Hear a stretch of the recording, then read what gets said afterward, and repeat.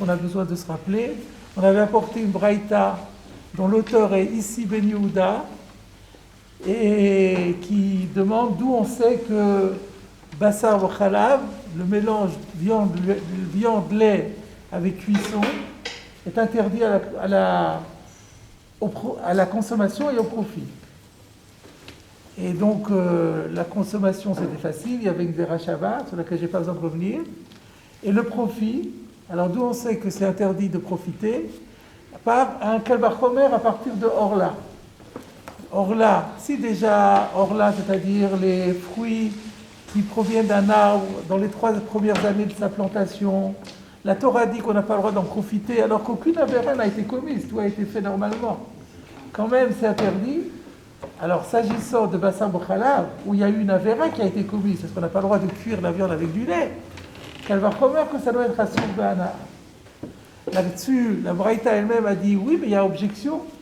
On pourrait dire que Orla est plus favorable parce que il n'y a aucun moment où le fruit n'a été permis et ensuite est devenu interdit.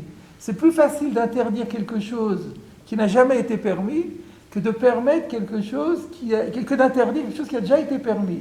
Donc là, Orla, le fruit, dès qu'il arrive au monde, il devient interdit, mais à aucun moment il n'a été permis. Mais par contre, Bassar Bokhalav, la viande et le lait, pendant toute la période où ils n'ont pas été cuits ensemble, ils étaient permis. Et donc maintenant, on doit transformer le statut de permis en interdit, donc on ne peut pas tirer une preuve de l'un de l'autre. Alors la Gemara dit qu'à cela ne tienne, j'ai encore une autre source de référence qui va compléter la Orla, c'est Chametz à Pessah. Le Chametz, jusqu'à Pessah, il est complètement permis. Arrive Pessah, il devient interdit. Donc tu vois que, au profit, donc tu vois que, alors qu'il n'y a pas eu de Avera non plus, il y a un passage du permis à l'interdit et c'est interdit au profit. Alors la Gemara a contre-attaqué en disant oui, mais dans Chametz et Pessah c'est normal parce que c'est plus grave, c'est un péché plus grave. La preuve c'est que la consommation est sanctionnée par karet, ce qui n'est pas le cas dans Bassar Bokhalav. Donc à nouveau on ne peut pas trouver de preuve de là. Et la Gemara finalement a dit j'ai une troisième source de référence et là c'était la fin. C'était Kilei Akerem. Kilei Akerem, c'est-à-dire le mélange de graines avec de la vigne, où la Torah nous dit que c'est interdit d'en manger, interdit d'en profiter. Et apparemment, donc, ça sous-entend que y a aussi, là-bas, ça a déjà été permis, et ensuite ça devient interdit. Il n'y a pas karet, donc il y a tous les avantages. Donc on peut déduire, on peut tirer argument de Kilei Akerem, qui n'est pas Chayav Karet et qui est Asur Bana. Et c'est là-dessus qu'il y a une question maintenant. Nous reprenons dans la Gemara, Velifroch. C'est pour vous situer, vous avez un Tosfot Kilei Akerem Yochichu, c'est au milieu, c'est la phrase dans la Gemara qui se trouve face au milieu du Tosfot. Vous avez le mot Lifroch en fin de ligne. Velifroch, mais on aurait dû continuer à contre-attaquer dans la Braïta en disant Mal Kilei Akerem sheken lo hayta lo shata kosher. Mais Kilei Akerem, c'est pas un bon exemple. Alors c'est vrai qu'il n'y a pas karet. Par rapport à Pessah, il n'y a pas karet. Mais Chametz à Pessah, mais Chametz avait l'avantage d'être permis puis interdit. Mais là, le Kilei Akerem, dès que le produit du mélange arrive au monde, il est interdit. Donc ça colle pas, on revient en arrière. Pourquoi la Gemara n'a pas posé cette question? Pourquoi la Braïta n'a pas posé cette question? C'est ça la question de la Gemara. Regardez Rashi. Rashi, à peu près à la hauteur du Tosfot Ma. On aurait dû poser l'objection en disant oui, mais Kilei Akerem c'est différent parce que là, ça n'a jamais été permis et donc c'est plus facile d'interdire quelque chose qui n'a jamais été permis. Rashi nous dit à ce stade, la Gemara pense que dans Kilei Akerem ne devient interdit que ce qui a poussé une fois que le mélange a été créé. Et donc ce qui a poussé après, à l'instant où ça arrive au monde, ça devient interdit. Mais Rachid nous dit Kassal Kadatar parce qu'il a peur que certains d'entre nous disent mais non, il y a autre chose qui devient interdit. Alors il dit oui, c'est vrai, ça va venir dans la suite de la Gemara, qu'on va répondre. Mais à ce stade, la Gemara a cru qu'il n'y a pas de chat à kosher, c'est-à-dire qu'à l'instant même où ça arrive au monde, ça devient interdit et c'est tout. Donc c'est ça la question de la Gemara. Alors voyons la réponse. Amar Rava Dabarava. Rava Dabarava répond Zot omeret. Alors Zot omeret, ça ne veut pas dire comme en hébreu moderne, c'est-à-dire, Zot omeret a un sens très précis dans la Gemara. Ça veut dire ce texte prouve. Zot, ce texte, cette braïta, avec la question qu'on a posée, elle va prouver ce qui va suivre. Ça prouve qu'il est à Kerem Ikaran Nesarim. Contrairement à ce qu'on avait postulé, dans les Kilé à Kerem, Ikaran, la source, la partie originelle de la plante, devient aussi interdite. C'est-à-dire la graine.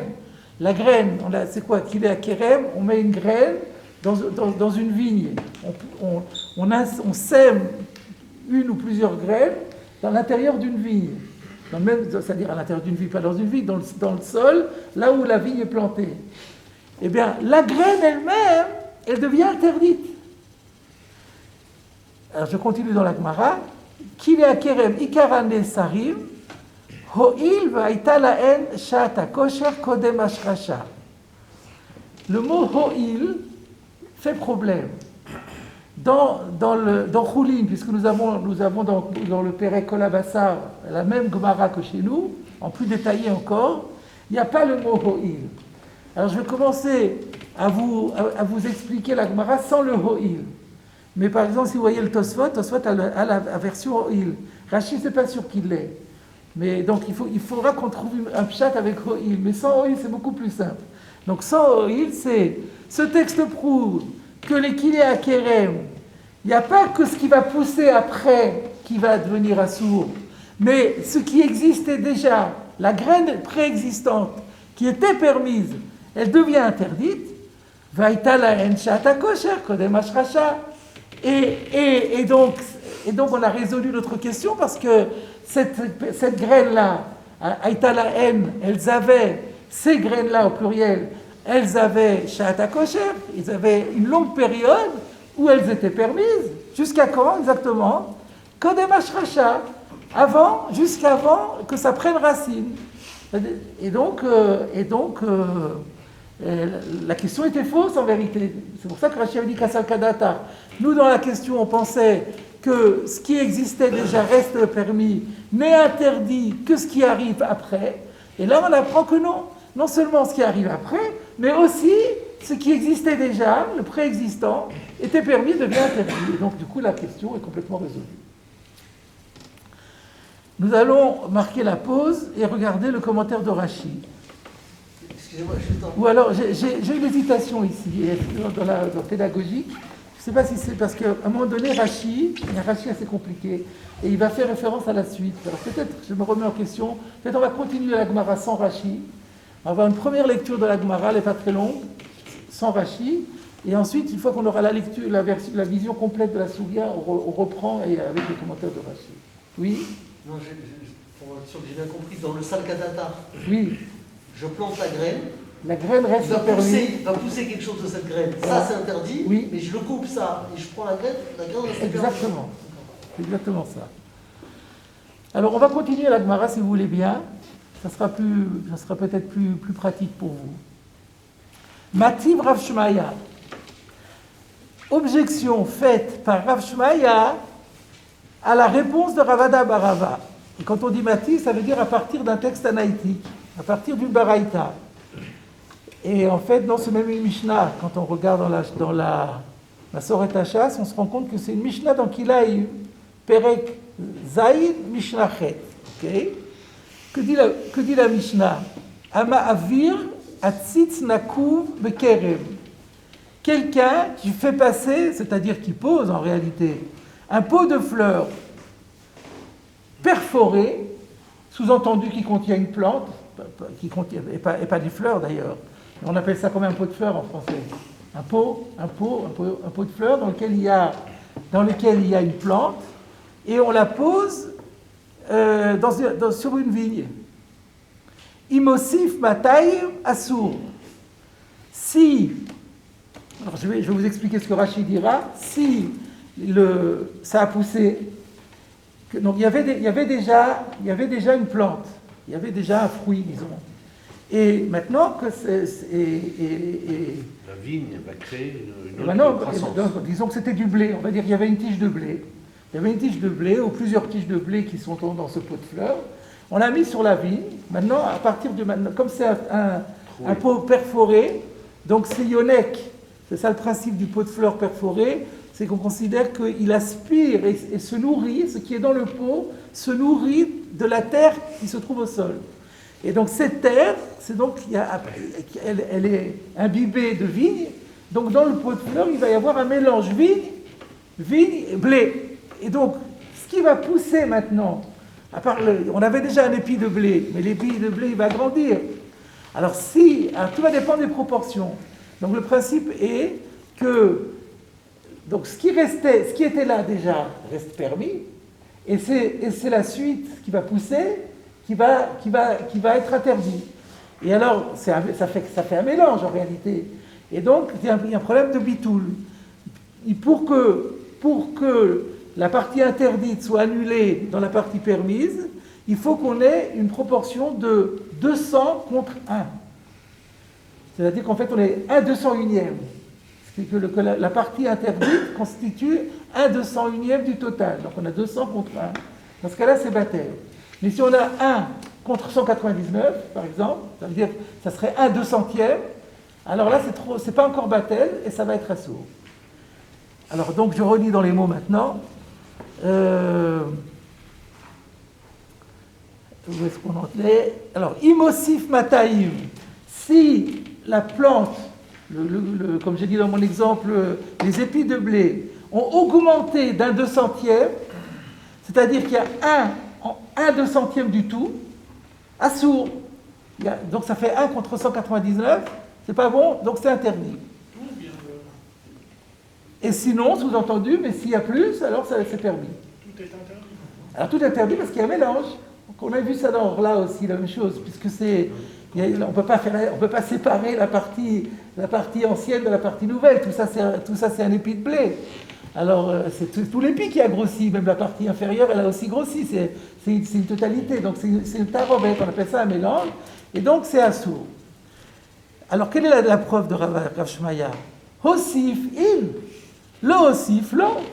Donc, on voit qu'on ne tient compte que de la partie qui se rajoute, mais de la partie qui est préexistante, elle reste cachère. C'est pas ce qu'on a dit. Donc, on a une Mishnah qui dit exactement le contraire. Comme on a dit, Ikaran Nesar, Ikaran le Nesar. Il y a écrit hossif in, le hossif, lo. Si on disait que le Ikar est Nessar, j'ai même pas besoin de rajouter 1/1000. Ça y est, c'est Nessar. Alors comment on répond à ça?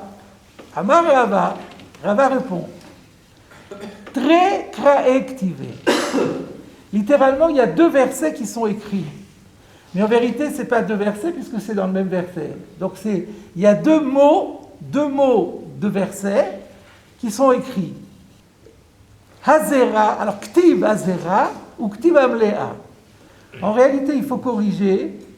Et dans Choulin aussi, il faut inverser. Ktiv Amlea ou Ktiv Hazera. Pourquoi il faut inverser? Parce qu'il faut suivre l'ordre du verset. Le verset, je vais vous le citer. Le verset dit Lo tizra karmocha kilaim. On l'avait déjà cité ce verset précédemment. Tu n'auras pas le droit de semer dans ta vigne un mélange. Pen tikdash, sous peine d'interdire, hamlea, hazera, asher tizra. Où te voit ta carrière? Tu vas interdire hamlea, hazera, asher tizra, où te voit ta carrière. Donc, te voit ta carême, c'est la vigne, la récolte de la vigne, c'est-à-dire les raisins, et aussi Amlea Azera. Amlea Azera, ça désigne l'autre plante, les graines. Mais il y a 2 mots, c'est ce que dit la Rava. Il dit, il y a une contradiction, parce que le verset dit d'abord Amlea. Alors ça veut dire quoi Amlea? Comment il faut comprendre Amlea? Dans les Likouté de Rashi, on ramène le commentaire de Rashi dans Choulin, il est plus clair. Melea mashma miluyo vetosefto. Donc Melea, il faut comprendre le surplus, ce qui se rajoute après que ça a été mélangé. D'accord? Donc, il y a écrit d'abord Amléa. Donc, si je m'en tiens à Amléa, c'est seulement le Hossif, c'est seulement ce qui se rajoute qui devient interdit. Mais le préexistant reste permis. Mais ensuite, il y a écrit Hazera. Et Zera, ça laisse entendre la graine telle qu'elle existait à l'origine. Donc c'est pour ça, très activé, ça veut dire qu'il y a deux mots dans le même verset qui se contredisent. Alors, qu'est-ce qu'on fait? Haketsad, ça veut dire comment concilier ces deux termes apparemment contradictoires. Et là, on arrive à la conclusion. Zarua meikaro be'ashrasha. Zarua ou ba, osif in, lo osif lo.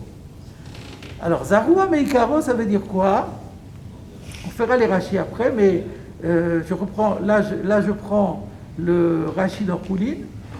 Zarua meikaro betoch hakerem, c'est-à-dire si ça a été, à l'origine, c'était de la graine qu'on a mis. Si le mélange, c'est sous forme d'une graine, de plusieurs graines, enterrées à côté de la vigne. Ça, c'est Zarua meikaro. Alors, si c'est Zarua, si c'est Zarua meikaro, si au moment où on a créé le mélange, meikaro, à la base, c'est sous forme de graine, alors c'est be'ashracha. Dès l'instant où cette graine va prendre racine, la graine devient interdite. Et là, dans ce cas-là, on a Shat HaKosher, parce que la graine était permise, et donc ça réinstalle la réponse de Ravada bar Rava. Ravada bar Rava avait raison. Il y a un cas où il y a Shat HaKosher, il y a un cas où il n'y en a pas. Donc, Zarua meikaro, si à la base c'est encore sous forme de graine et qu'on le sème, le mélange se fait par une semaille dans la vigne, la graine elle-même, be'ashracha, au moment où elle prend racine, elle va devenir interdite. Il y a quelques jours où elle ne prend pas racine, elle est encore permise. À l'instant où ça va prendre racine, elle va devenir interdite. Zarua ou ba, mais si c'était déjà semé avant, c'est-à-dire qu'on avait déjà une plante, c'est le cas du hatzitz, on avait déjà une plante qui était déjà enracinée dans la terre, et que simplement maintenant on a créé le mélange en transplantant ou en mettant un pot de fleurs à côté. Alors dans ce cas-là, c'est osif il, osif lo. Et ça, c'est ça ce que disait la Mishnah. Donc c'est assez sophistiqué comme dit. Il y a des cas où on applique la règle de Mléa, et dans ce cas-là, il y a que la Tosefet et rien de plus, et il n'y a pas Shat HaKosher. Et il y a le cas de Zarua meikaro, c'est Azera, Amléa Azera Shertizra, et ça, c'est Yashat HaKosher.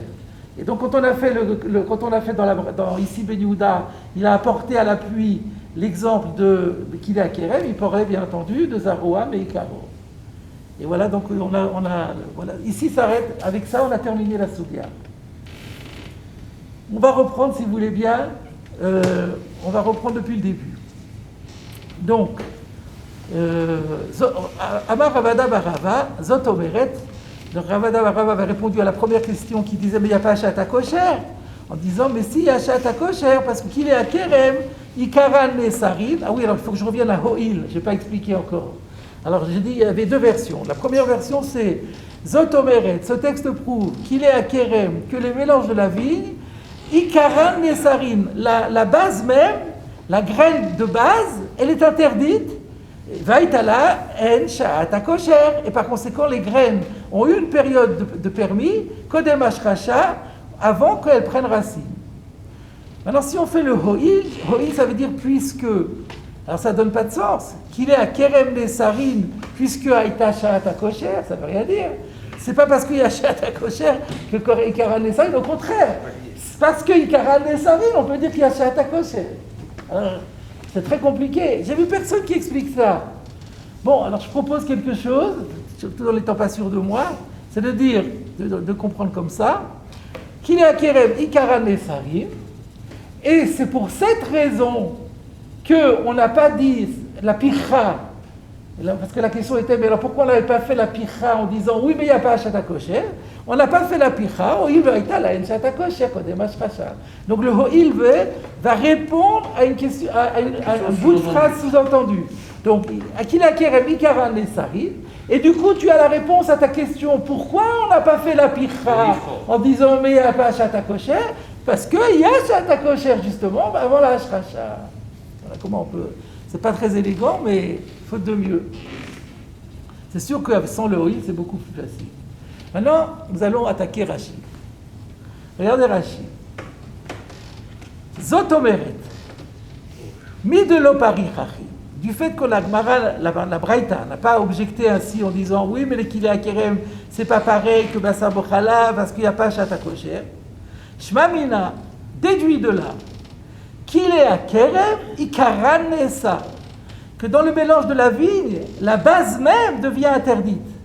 C'est-à-dire af ikar azriya atzma, c'est-à-dire même la graine, la semence proprement dite elle-même, Nesra, elle devient interdite. Uzriya, aïtala Hachata Kosher. Or, cette semence, elle a eu une période où elle était permise. C'est quoi? Kol yamea ad shenishresha. C'est toute sa vie, depuis le moment où elle est devenue graine, jusqu'au moment où elle a été enracinée. Ici, on est un petit peu, quand on lit ce Rashi, on se dit, qu'est-ce que Rashi a besoin de dire? Kol yamea ad shenishresha. Qu'est-ce qu'il a besoin de mettre d'insister là-dessus? Le texte disait simplement Kodem Hashracha. Pourquoi il a besoin de dire Kol Yomea Ad Shenishresha? C'est très important, en fait. Parce que si on ne comprend pas ça, on ne comprend pas la suite dans Rashi. C'est que Rashi a un souci dans l'expression de la Gemara. La Gemara, elle dit Aïtala Hachata Kosher Kodem Hashracha. Il y a eu une période où la graine était permise, c'était avant que ça prenne racine. Mais c'est pas que avant que ça prenne racine. C'est depuis, c'est pendant toute l'existence de cette graine jusqu'à la racine. Donc c'est pas il fallait pas dire Kodem Hashracha. Aïtala Hachata Kosher, Ada Hashracha. Mais là, Kodem Hashracha, on a l'air de dire dans la période pré-racinienne. Alors Rachid dit, il faut pas tenir qu'à ça. C'est comme s'il avait écrit Kol Yamea Ad Hashracha. Ad Shenishresha. Donc Rashi remplace le Kodem par Ad. Mais c'est ça la difficulté que Rashi avait. Pourquoi c'est important? Parce que regardez la suite de Rashi. Yesh Mefarshim. Il y en a qui expliquent de Haïmakshe que celui qui a posé la question de l'Ifror, qui a demandé on devrait attaquer la preuve de Kilé Kerem en disant que c'est pas pareil que Bassar Bochala parce qu'il n'y a pas eu de Hachata Kosher. Haïmakshe namiyada shafazriya neseret. En vérité, alors là aussi, maintenant je viens de voir que je comprends mieux pourquoi Rashi avait dit Salkadatar. Dans le Rashi du début, il avait dit Salkadatar. À ce stade, on pense que rien n'est interdit. Pourquoi il avait dit ça? Moi, j'avais expliqué j'avais dit parce que peut-être quelqu'un peut s'étonner que, en vérité, c'est pas ça. C'est parce que d'après les Yesh Mefarshim, la Gemara, elle n'a pas une Salkadatar pareille. Elle savait déjà. Donc c'est par opposition. Le Salkadatar de Rashi précédemment, c'est pour s'opposer à ces Yesh Mefarshim. Je ne l'avais pas vu avant, maintenant, vous voyez, grâce à vous, en expliquant, des fois, les choses, ça clarifie. Ou alors c'est ce que Rosh Hashiva disait, c'est le Zchut HaTzibur. Quand on est dans le Tzibour, alors ça donne des atouts qu'on n'a pas quand on étudie tout seul. Alors, Yesh Mefarshim, certains expliquent que le Makshe, Nami Ada, il savait déjà, lui aussi il savait, Sheaf Azriya Neseret, il avait très bien compris que la graine proprement dite est interdite. Mais alors, c'est dans ce cas-là, où est son problème? Il y a Hachata Kosher. Et là, Savour, mais ce qu'il pensait, chez Misha'at Zriya Neseret, que lui pensait que la graine devient interdite, mais quand? Il pensait que c'était interdit dès qu'on crée le mélange, avant même que ça prenne racine. Moi, je vous ai dit tout à l'heure, il y a quelques jours, on met la graine dans la terre, ça ne prend pas racine tout de suite. Pendant ce moment-là, ça reste encore permis. Le Makché croyait qu'avant même que ça prenne racine, qu'avant même que ça prenne racine, ça devient interdit. Dès que je la plante.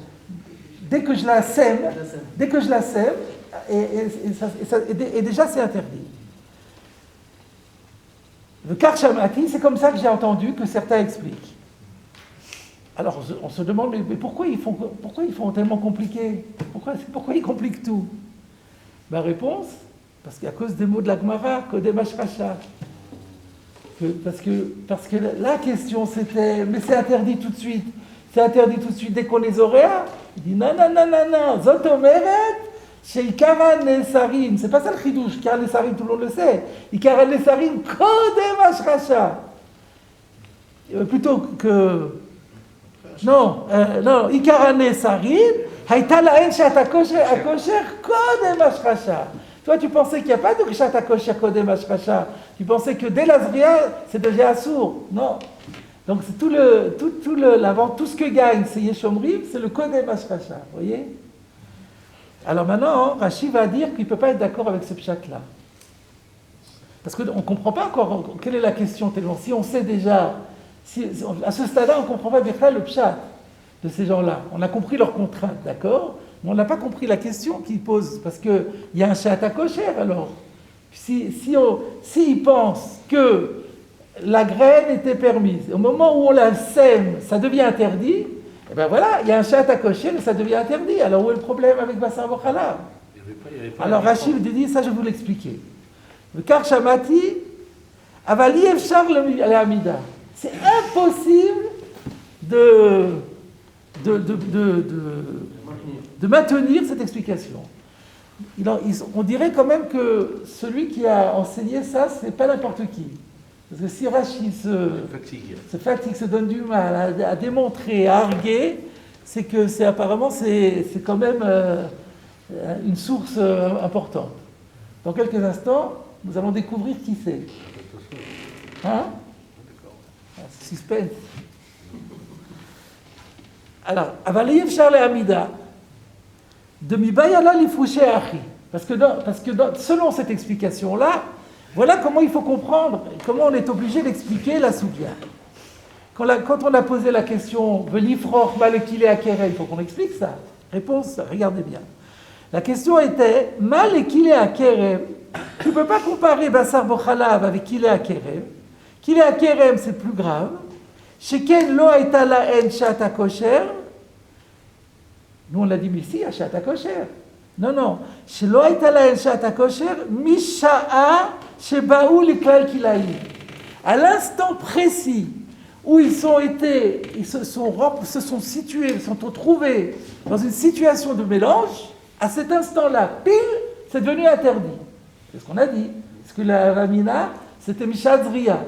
Et la réponse sera non, c'est pas Mishadzriya, c'est Mishat Ashracha. Mais donc, on savait qu'il y avait un Shat Kosher, mais le problème c'était que à l'instant même où ça devient Kilaïm, il n'y a plus de Shat Kosher. Et alors, où est le problème? Tomar, Bassar Bokhalav. Tu ne peux pas dire la même chose au Bassar Bokhalav. She'aitalo Shat Kosher, Misha'a Sheba Liklalze. Parce que dans Bassar Bokhalav, même quand on est déjà dans une situation de mélange viande-lait, le Bassar Bokhalav n'est quand même pas interdit. Alors donc c'est plus compliqué à interdire que dans le Kilé Akerem. Et donc c'est pour ça qu'on ne peut pas tirer l'un de l'autre. Alors qu'est-ce que ça veut dire que... Mais comment comprendre le Bassar Bokhalav dès qu'il est Bassar Bokhalav, il est interdit? Regardez la suite. C'est ce que dit Rashi. De Im Shoreu Kolayom Bokhalav. S'il le trempe, le fait macérer. La Torah. Oui, on parle que de drachot ici. Tout ce qu'on parle ici, c'est la Torah. On est en train de faire des limoudim, de Mamatzinu, Kalvachomer, etc. Donc, im shoreu kolayom bochalav. Si on prend de la viande, on la fait macérer toute une journée. En fait, je comprends même kolayom, je peux même dire 24 heures. Pendant 24 heures, dans du lait, il y a un principe, kavouche, kemevouchal. Donc quand un solide macère dans un liquide pendant 24 heures, même si le liquide est un liquide neutre, hein, qu'il n'est pas acide, il n'est pas fort, il n'a pas un goût très très fort, rien à voir, il y a échange de goût. Et donc la viande va recevoir le goût de lait, le lait va recevoir le goût de viande. Est-ce que pour autant c'est interdit par la Torah?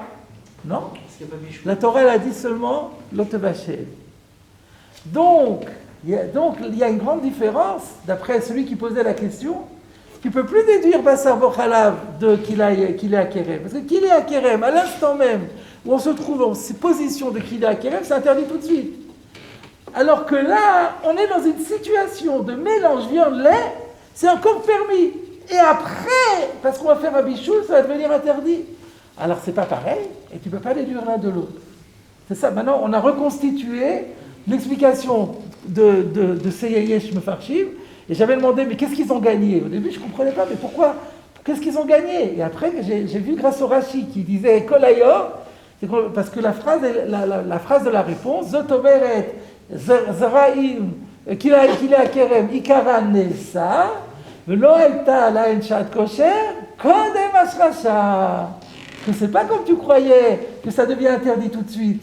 Il y a pas, la réponse va être, il n'y aura pas de Issour, jusqu'à la Ashracha. Donc c'est exactement comme dans Bassar Bochalav. C'est-à-dire que c'est pas le klal qu'il arrive, et que c'est quand même pas Nessa. Comme Bassar Bochalav, qui est pas le klal Bassar Bochalav, et qui n'est pas Nessa. Donc c'est calqué l'un sur l'autre, donc ça marche très bien. Justement, c'est super, ça commence par un... Alors ouais, c'est super. Ou Meshani d'ailleurs, pour l'instant, ouais. Parce que Rachid il est élégant. Il explique d'abord le pshat complet, il reconstitue le pshat, il dit c'est pas que j'ai pas compris, j'ai très bien compris, j'ai compris les avantages. Alors il va, ou Meshani, donc la réponse va être Ikaran Nesru, Misheni Shreshu, Vela Misheni Zreu.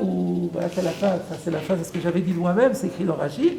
D'après ce pshat, la réponse finale va être oui, c'est vrai que la graine elle-même devient interdite, mais quand est-ce qu'elle devient interdite? Misheni Shroshu, seulement une fois que ça a pris racine, pas comme tu pensais dès l'instant où ça a été semé. Et donc du coup, c'est exactement comme dans Bassar Bochalav. Vekama gimgumim yeshba. Et là maintenant vient l'attaque oreille. Kama gimgumim yeshba. Il y a pas mal de gimgum, c'est-à-dire quoi gimgum? De reproches qu'on peut faire à cette explication-là. Chada, primo. De Tama, de l'Omitzar, Mishum de Akati le Bassar Bochalav Chashivle. Vareu Kilu Zelevad, Vezelevad. La raison pour laquelle ce n'est pas interdit quand la viande a été trempée dans le lait, pour quelle raison? Parce que ce n'est pas considéré comme du Bassar Bochalav. Parce que ça ne répond pas à la définition de Bassar Bochalav. Tu me dis, oui, mais il y a un échange de goût. Oui, mais Bassar Bochalav, c'est pas une définition. La définition de Bassar Bochalav, ce n'est pas lié à l'échange de goût. C'est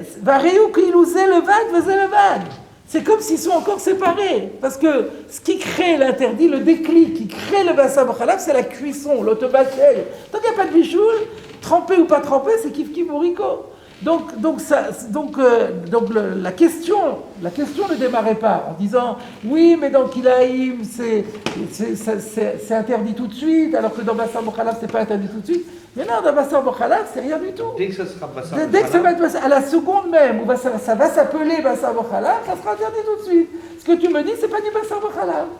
Mais vous avez dit que le principe de dire que si ça trempe 24 heures, c'est comme non, il y a un échange de goût comme du bichoul, mais c'est pas du bichoul. Ah, c'est un échange de goût. C'est un échange de goût comme le bichoul. Alors, comme je vous ai dit que c'est pas n'importe qui a... Il va falloir chaque fois essayer de répondre, plutôt que de faire tout le déroulé de toutes les questions de Rashi, après revenir dessus pour essayer de répondre. Il faut chaque fois essayer de répondre pour ces Rishonim-là, parce que ces Rishonim-là, ils existent. Voilà, genre, je vais vous montrer qui c'est, c'est pas la peine de garder le suspense davantage. Regardez dans Rabbeinu Hananel.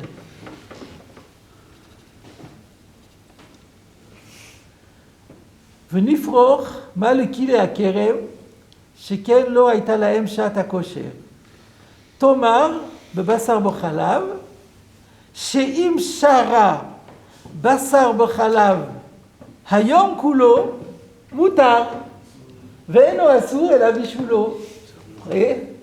Qu'est-ce qu'il dit? Il dit, quand la Gemara a dit qu'il n'y avait pas de chat à cocher, ça veut dire quoi qu'il n'y avait pas de chat à cocher? C'est pas comme nous on croyait qu'à la seconde où le mélange se fait, ça devient interdit. C'est pas ça du tout. On veut comparer avec Bassar b'chalav. On dit que dans Bassar b'chalav, lorsqu'il laisse tremper de la viande en du lait toute la journée, c'est quand même permis. Et ça ne deviendra interdit que lorsqu'il y aura un bichoul. Alors que sous-entendu, dans le cas de qu'il est à Kérem, à l'instant même où on a été zoréa, ça devient déjà interdit. Vedachinan, qu'il est à Kérem nami, midelo pari chachi, shmamina, haïta lahem sha'at kosher, misha zriya, at sha'at shracha. La réponse va être, non, t'as raison, du fait que la Gemara n'a pas posé la question, c'est la preuve justement que ça ne va pas être interdit misha zriya, ça va rester permis, Misha Zriya, Atshat Ashracha. Vous avez Rabbeinu Hananel, vous avez un petit renvoi au Cheshek Shlomo dans votre édition? Oui. Regardez Cheshek Shlomo à Rabbeinu Hananel, Divrei Rabbeinu, ou que Perouche Ayesh Mefarshim, Sheuva Berashi Kan, Dibur Amatril Zotomeret, Veulai de Rashi qui vient baiser à Divrei Rabbeinu Hananel Elou. Donc voilà, c'est Rabbeinu Hananel, au moins Rabbeinu Hananel. Donc ça explique que donc c'est pas n'importe qui Rabbeinu Hananel, c'est l'héritier des Géonim. Donc on peut imaginer qu'il y a dans l'école des Géonim, c'était comme ça qu'on expliquait. Donc maintenant je reviens à ce que je disais, les attaques de Rashi, les Gimgumim de Rashi, ils sont très forts, mais il faut qu'on trouve une solution pour répondre et qu'on arrive à comprendre la position de chacun. C'est pas facile, mais si vous êtes d'accord, on va essayer. Alors, première question de Rashi en disant, mais Bassar b'chalav, toi tu me dis que c'était du Bassar b'chalav et ça reste permis. Mais non, c'est pas du Bassar b'chalav. La définition de Bassar b'chalav, c'est quand il y a bichoul. À l'instant où il y aura bichoul, ça va être cuit. Qu'est-ce qu'il va répondre Rabbeinu Hananel? Mais non, je suis pas d'accord avec toi. La définition de Bassar b'chalav, c'est le goût de lait dans la viande. Le goût de la viande dans le lait. C'est ça la définition de Bassar b'chalav. Et simplement, la Torah, il y a une Zerata Katuv qui dit, bon, il faut qu'il y ait bichoul. Bon, n'empêche que donc, tu vois bien qu'il peut y avoir une période intercalaire où c'est déjà du Bassar b'chalav, c'est déjà le mélange viande-lait, il est identique le même. Ce qui a changé, c'est le process, c'est la méthodologie, ça ne change pas au résultat. Donc le débat, il est là. Rachid dit, mais non, le bichoul est dans la définition même de Bassar b'chalav, et Rabbeinu Hananel dit, pas du tout. La définition, c'est Bassar b'chalav. Alors il y a écrit l'Otov Hashem, c'est le Zerat HaKatur. Donc c'est effectivement, c'est une Khumra. On continue. V'chein kilaim, kozuman shelo nishreshu, aren kebunachim bekada. J'ai coupé intentionnellement parce que je pense que c'est une deuxième question que Rashi soulève. En disant, la même argumentation que j'ai eue par rapport à Bassar b'chalav, je la fais maintenant sur kilaim. Qu'est-ce qu'ils ont dit? Ces Rishonim là, c'est Yesh Mefarshim, ils ont compris qu'on avait une avamina, qu'à l'instant même où on met la graine dans le sol, ça va créer un mélange et ça va devenir un sourd. Il dit, mais comment c'est possible? Kozman shelo nishreshu, arem kemunachim bekada. Comment on peut avoir une avamina pareille? Tant qu'il n'y a pas de racine qui est prise, c'est comme si elles étaient mis tous les deux dans un pot complètement fermé. Il n'y a aucun contact entre eux. Donc la avamina n'est pas possible. La avamina ne tient pas. Vous comprenez ce que Rashi dit? C'est pas logique de dire que on met la graine dans la vigne. Biologiquement, rien ne se passe. Et vous dites que ça y est, c'est interdit. Pas possible. Ils sont complètement séparés, ils sont inertes. Oui, c'est comme s'ils étaient mis dans un... À la fin, ça va produire à la fin. Oui, mais là, pour l'instant, il n'y a rien. Donc comment on pourrait dire qu'il y a un déclic qui se fait, que ça va créer un interdit? Mais il n'y a rien, le mélange n'existe pas encore. Pardon? Shabbat, quand on le fait, Chayav déjà. Pourquoi vous allez sur Shabbat? Moi, j'allais répondre plus simplement. Le Issour, il y a écrit le Tizra Kilaïm.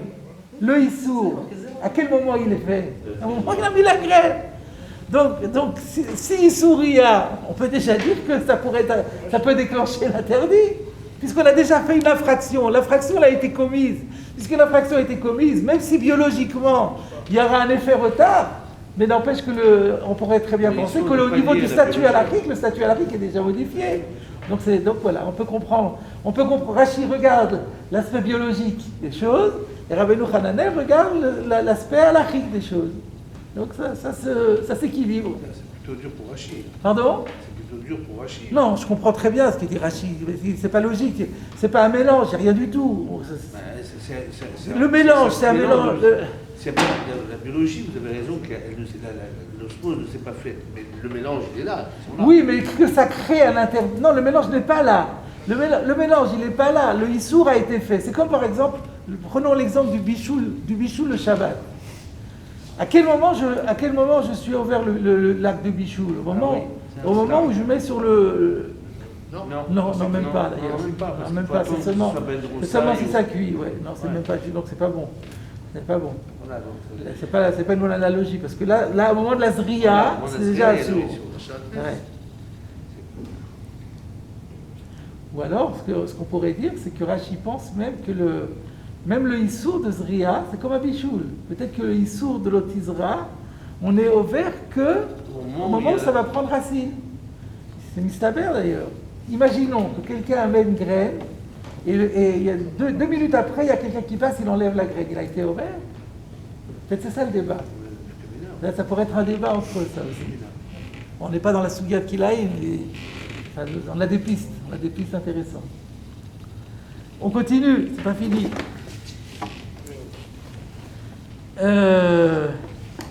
Ve'od. Ki amar le'el, Chametz Pesach yochiach.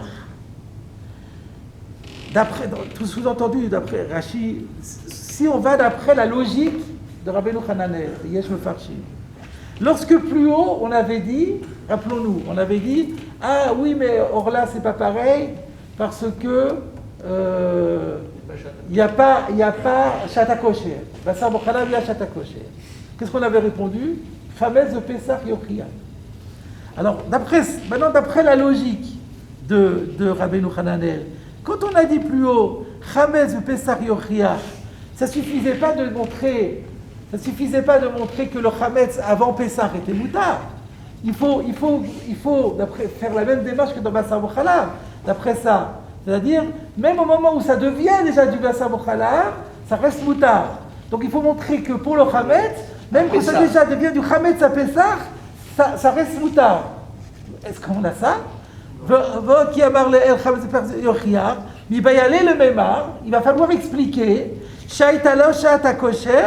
que on considère qu'il est resté permis à partir du moment où c'est déjà du Chametz à Pesach. Ça s'appelle du Chametz à Pesach, ça sera encore permis, alors ça sera comme Basar Bokhalav. À l'état, mais c'est faux. À l'instant même où c'est du Chametz à Pesach, ça devient assourd. Cette question-là, elle est difficile. Chametz à Pesach, ça doit être moutard quand c'est du Chametz à Pesach. Alors j'ai réfléchi encore. Quand il prépare en Pessah. Pardon? Quand il fait sa pâte à Pessah, il fait des matzot. J'ai pas compris. Quand il fait la pâte. C'est pas du Chametz. Pendant Pessah, il y a Shabbat kosher. Avant de faire des matzot, tu fais des matzot pendant Pessah.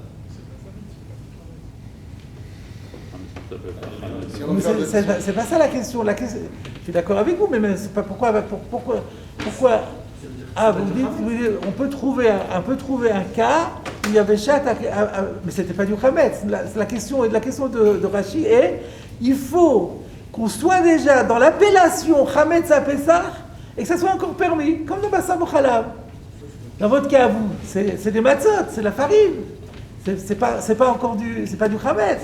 Il faut qu'on trouve du Chametz à Pessah, ça s'appelle Chametz Pessah et c'est encore permis, ça n'existe pas.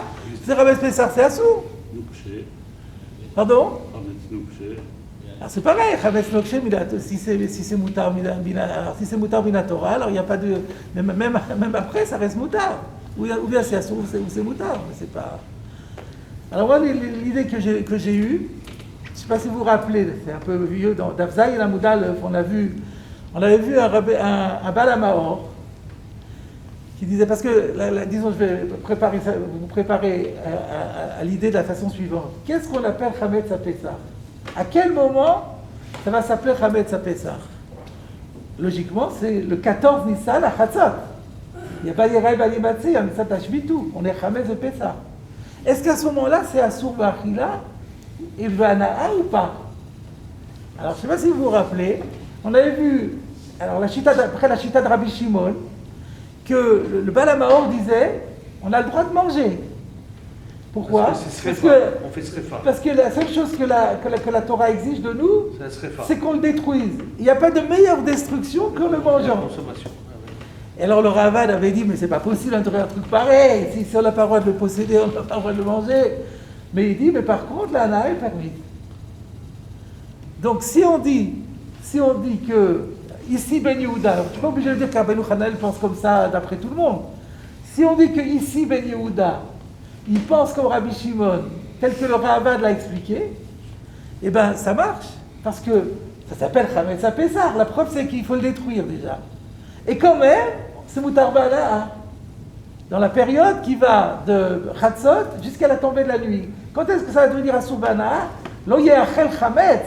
Quand est-ce qu'il y a écrit Achila et Ana'a? C'est une fois qu'on est rentré dans le 15, dans Pesach Mamash. Et quand on est Erev Pesach, il y a juste écrit Ach Bayom Arishon. C'est tout ce qu'il y a. Ach Bayom Arishon Tashbitu. Il n'y a pas plus. Donc il n'y a pas d'Isur Ana'a. Et donc je crois même que même à la Chalemassé, j'avais plus envie de chercher, mais c'était pas clair du tout. D'après la halacha, c'est sûr que c'est Asur Ba'ana, ça on l'a vu, Kolcha, tout le Pérec fait Kolcha chez Moutar Lechol Ma'achil, et après, ne peut plus être Ma'achil. Ça c'est sûr que Midrabanan on ne peut pas, mais est-ce qu'il y a Isur Ana'a d'Oraita déjà après Chatzot, ou est-ce que c'est seulement une fois la nuit tombée? Le barreau. En tout cas, une chita, d'après Rabbi Shimon, c'est sûr que oui. Alors voilà comment on peut répondre après Rabbeinu Hananel. On peut dire, mais non, justement, dans Chametz HaPessah, ça s'appelle Chametz HaPessah, parce il y a déjà Balira et Balimatzé. Il n'en reste pas moins que c'est encore Mutar Ba'ana. Donc il y a Shat HaKosher.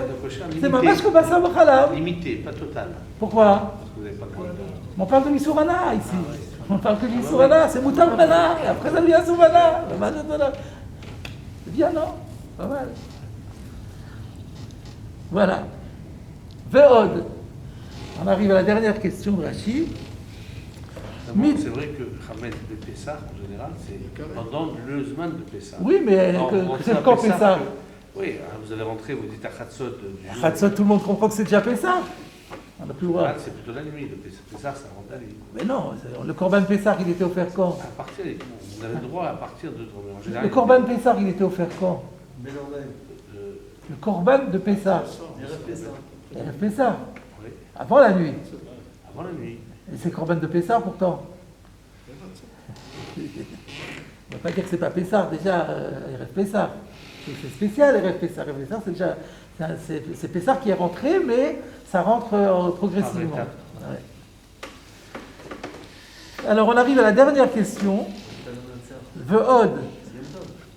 Mi de motif Rav Shmaya. Osif in lo osif lo. Du fait qu'on a vu, c'est pour ça que je voulais faire la Gemara avant. On a vu, alors rappelons-nous la Gemara, gardons un doigt dans Rashi et refaisons la Gemara si vous voulez bien.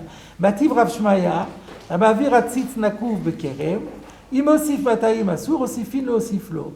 Alors donc d'après Rashi, le pshat c'était, voilà, tu vois bien que c'est seulement ce qui a été rajouté qui devient interdit, mais ce qui préexistait reste permis, contrairement à ce que toi tu disais.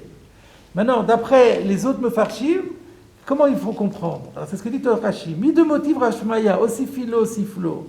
Si on voit que Rav Shmaya, il apporte une preuve d'une Mishnah pour dire que c'est seulement ce qui a été rajouté qui devient interdit, mais tout ce qui n'est pas rajouté, tout ce qui était préexistant, reste permis. Miklal, de l'Ekama'an, de Sali Kadate, Mishazriya. Ça prouve qu'il n'y a personne à qui est venue l'idée de dire qu'il y aurait un interdit au moment de la semence. Et là, Avesal Kadate, mais ce qu'on pensait, c'est que Tosefet in Ikarlo, ce qui se rajoute devient interdit, mais le Ikar pas. C'est-à-dire, c'est quoi la question de Rashi? C'est que apparemment, quand on fait l'objection contre Ravada Barava, c'est pour porter main forte à celui qui avait posé la question de l'Ifror. Or, qu'est-ce qu'il amène comme preuve? Il amène comme preuve en sens contraire. Alors que nous, on avait dit, selon les Yesh Mefarshim, on avait pensé, on avait postulé qu'à l'instant où on sème, le Ikar devient déjà interdit. Là, il est en train de démontrer que non seulement au moment où on sème, le Ikar n'est pas interdit, mais même après, le Ikar n'est pas interdit. Donc la question, c'est Rava qui objecte ça, contre Ravada Barava, elle vient par renforcer le marché, elle l'enfonce encore plus. Donc ça ne colle pas. Voilà la question de Rashi. Qu'est-ce qu'on va répondre pour Rabbeinu Hananel? On va dire non, Rashi a mal compris. Rava n'est pas en train de porter main forte au marché. Pas du tout. Il n'est pas du tout d'accord avec le marché. Il est d'accord en partie avec ce que disait Ravada Barava. Sauf que Ravada Barava prétend qu'il y a le Ikar et Neessar. Et lui, il dit il n'y a pas de Ikar et Neessar Bichlal. C'est-à-dire, il pose une autre question, c'est indépendant. Rashi, lui, dit la logique voudrait que Rava aille dans le même sens que celui à qui Ravada a répondu. Et Rabbeinu Hananel peut dire non, c'est une supposition gratuite. On a fini avec le marché. Et maintenant, simplement, on a dit Zotomeret, on a mis une théorie comme quoi dans le qu'il est à Kerem, les graines deviennent interdites. Et Rava, il dit mais j'ai une Mishnah qui dit le contraire, c'est tout, c'est pas lié. Donc voilà comment on peut s'en sortir. Dernier argument de Rashi, Velashon Ikaran, mashma que de Prishit. Et d'ailleurs, le fait que la Gemara ait dit Ikaran, comment elle a dit la Gemara Shomina, Ikaran Nessar, hein, comment c'était écrit qu'il est à Kerem, Ikaran Nessarin, pardon. Ikaran Nessarin, la Shon Ikaran, mashma que de Prishit. L'expression Ikaran, elle laisse plus entendre ce que j'ai expliqué moi, c'est-à-dire la base, le produit de base, la graine de base. De le Lishna Batra, parce que si on allait d'après le Lishna Batra, c'est-à-dire l'autre explication, la deuxième, celle la dernière explication qui a été dite au nom des Yesh Mefarshim, Achi Avelé le Memar, il aurait dû s'exprimer autrement, il aurait dû dire Zotomeret, qu'il est à Kerem, Be'ashrashan Esrou. Le point c'était, pas comme tu disais que c'est Bezrian Esrou, mais c'est Be'ashrashan Esrou, mais c'est pas lié à Ikaran. Alors on va regarder ce que dit Rabbeinu Hananel pour voir. Parce que cette question-là, c'est pas une question très forte. Rachid dit, le Lachon est mieux pour moi. Laisse entendre que ça peut aller d'après Rabbeinu Hananel aussi, mais c'est mieux d'après. C'est pas Medouyak tellement. Pas tellement Mashma. Alors on va voir dans Rabbeinu Hananel.